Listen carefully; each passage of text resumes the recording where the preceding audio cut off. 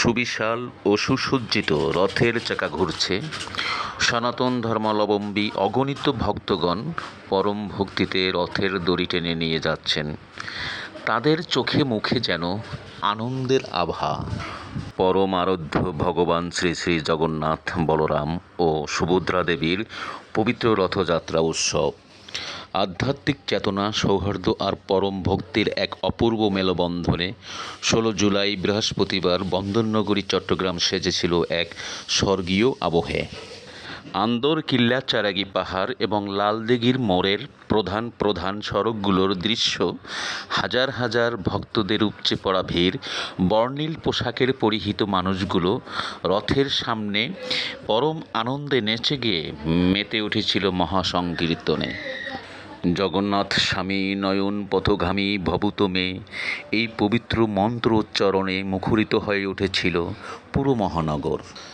বিশেষ করে আন্দরকিল্লা, চারাগি পাহাড়, ঐতিহাসিক লালদিঘির প্রাঙ্গণ, নন্দনকানন, রিচি হিল, সিনেমা প্যালেস এলাকা জুড়ে জনসমুদ্রে পরিণত হয়েছিল সেদিন।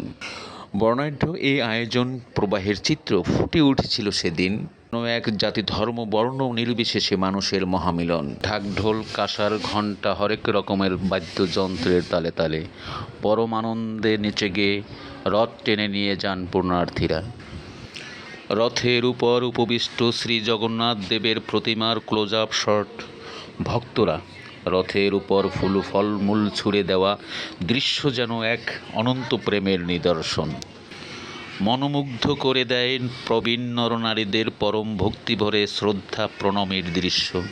সনাতন ধর্মের বিশ্বাস অনুযায়ী রথের উপর জগন্নাথ দেবের দর্শন লাভ অত্যন্ত পূর্ণময়। আর তাই তো প্রখর রোদ কিংবা সমস্ত ক্লান্তি উপেক্ষা করে কেবল ঈশ্বরের সান্নিধ্য ও কৃপা লাভের আশায় আবাল বৃদ্ধ বনিতা সামিল হন এই উৎসবে। রথের দড়িতে একটুকু হাত ছোঁয়ানো আর যেন পরমেশ্বরের প্রতি আত্মনিবেদনের এই ব্যাকুলতা প্রতিটি ভক্তের হৃদয়ে সৃষ্টি করে এক গভীর ধর্মীয় ভাবগাম্ভীর্য। রথযাত্রার এই পবিত্র তিথি কেবল একটি ধর্মীয় আচারই নয়, বরং এটি অন্যায় ও অশুভ শক্তির বিরুদ্ধে শুভ ও কল্যাণময় শক্তির বিজয়ের প্রতীক। চট্টগ্রামের উৎসবমুখর পরিবেশে যেন আবারও মনে করিয়ে দেয়, ধর্ম যার যার, কিন্তু উৎসব আনন্দ সবার।